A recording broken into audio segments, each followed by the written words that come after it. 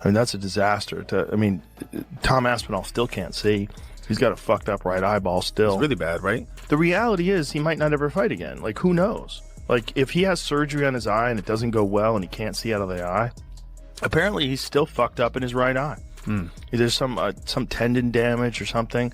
And, you know, eyes are so tricky, you never know. Unless you're a fucking complete psychopath like Michael Bisping, who fought 11 fights in the UFC blind in one eye, which is so crazy that he did that. I did his podcast, right? That's your buddy. I did his podcast. That's my buddy, man, but he's so stupid, man.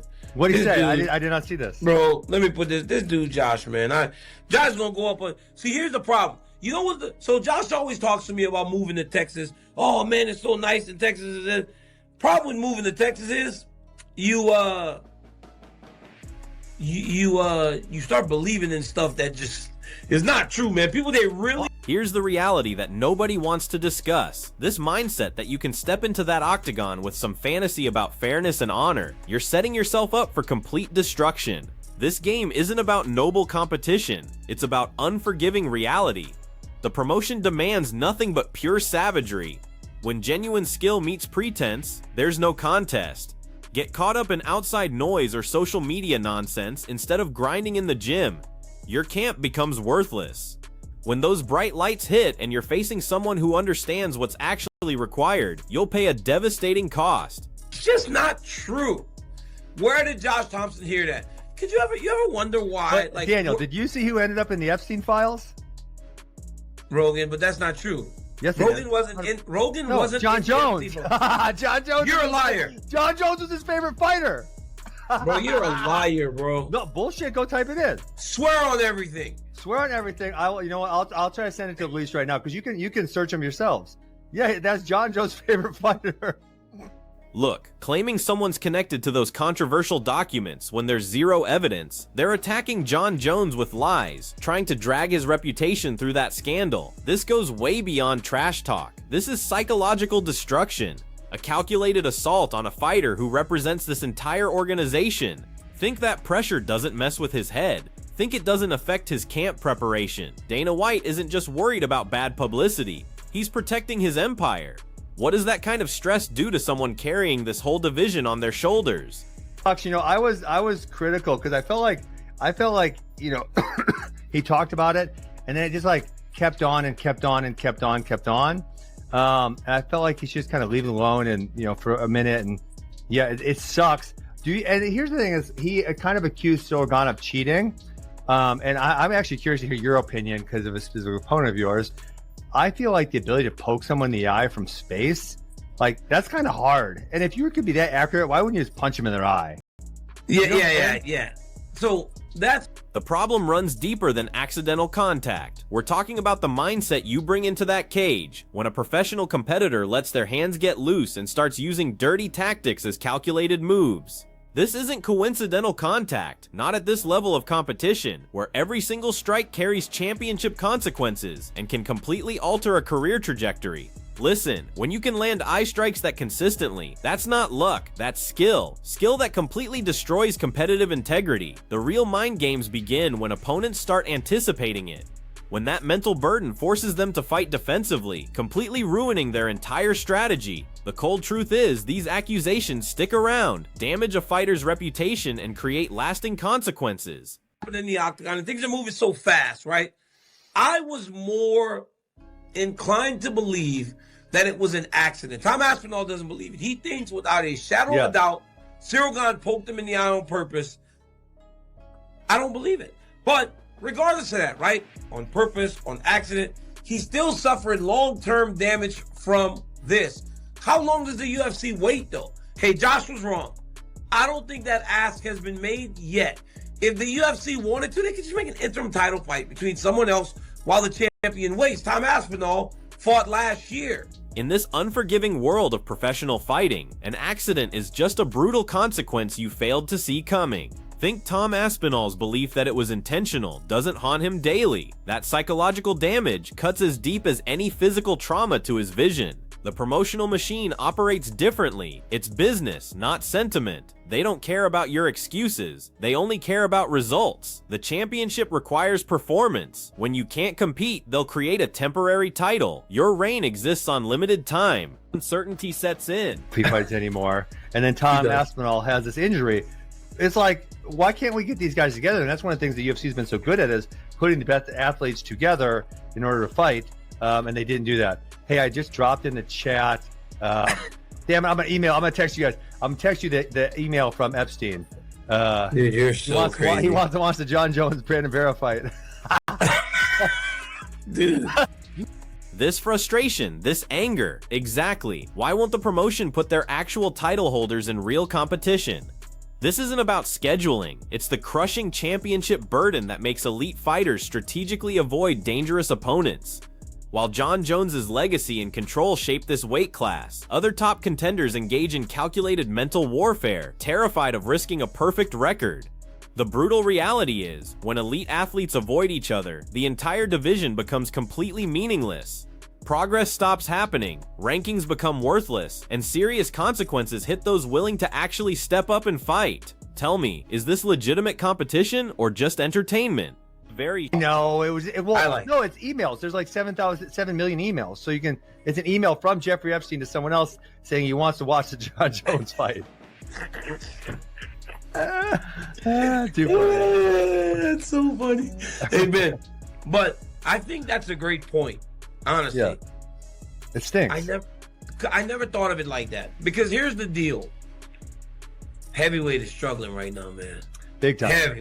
Heavyweight is struggling right now, and I love the big boys, but it feels like when you look at the heavyweight division, Lou, throw the rankings in the chat. Looking at heavyweight competition, this division isn't just struggling, it's completely broken. The rankings serve as elaborate cover for a complete collapse of competitive pressure.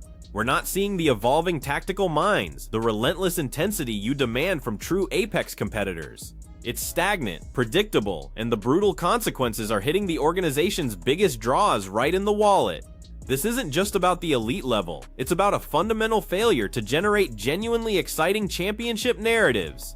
When the largest athletes on the planet can't deliver the raw entertainment that drives pay-per-view sales, what does that say about the entire fighting business? It was a bad fight. Him and his opponent got so fatigued. They looked like they weren't ready to fight.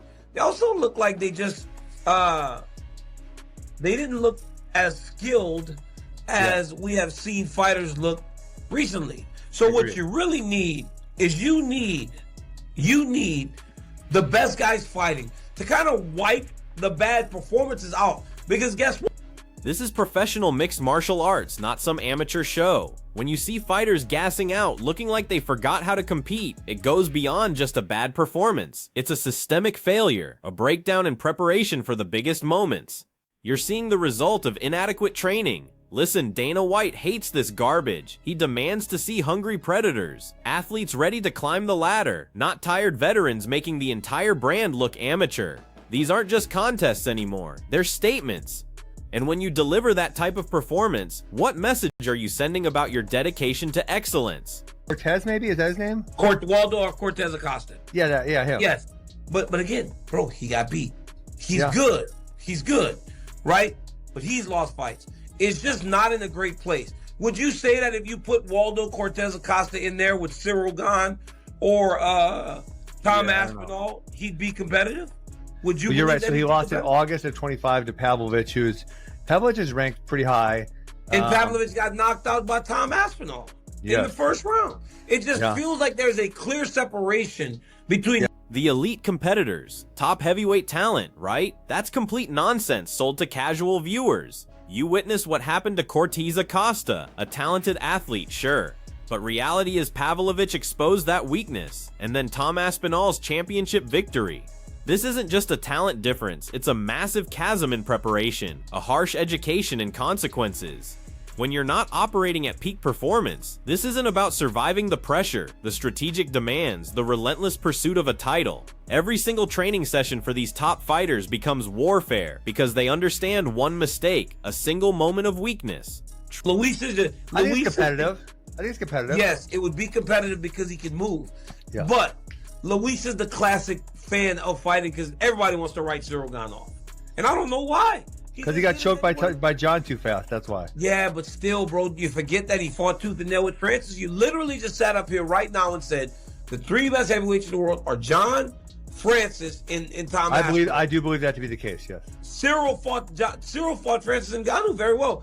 Hey, a mistake cost Cyril Gane beating Francis Ngannou when he tried for the leg lock. So how bad is Cyril Gane really? Good. Because he was looking very good against Tom Aspinall. You're dead wrong trying to write off Cyril Gane. This isn't speculation. This is organizational reality. He pushed Francis Ngannou to his absolute breaking point.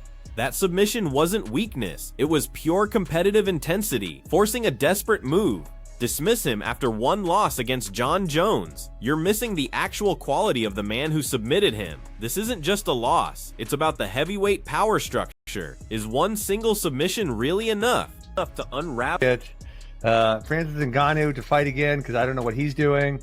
You got to talk John into it. John's talking about not fighting again. He's got arthritis or something. I agree. I don't know. Maybe we just throw Gable Stevenson in there. I've been saying that for a while. You think, but Gable needs time. John even said in a year Gable will be UFC champ. You don't think he needs a little more time than that? I said throw him in there, so I'm not saying throw him in against number 1, but I think he's got another fight coming up pretty quick. Put him in there. I don't know, easy. Hey, give him a couple easy ones, right? Then move him up to someone lower ranked. I think. Everyone talking about Gable Stevenson getting fast-tracked into the organization like he's not facing true elite competition. They suggest easy fights for Gable, putting him in there like it's amateur competition. Think any fighter in the top 15 of heavyweight division. The competitive pressure doesn't just appear after a few simple matches. That approach leaves prospects completely unprepared. About giving them development time, it's whether they have the natural fighting intelligence to handle adversity, or if they'll just become another cautionary tale. So what does this really mean for everyone?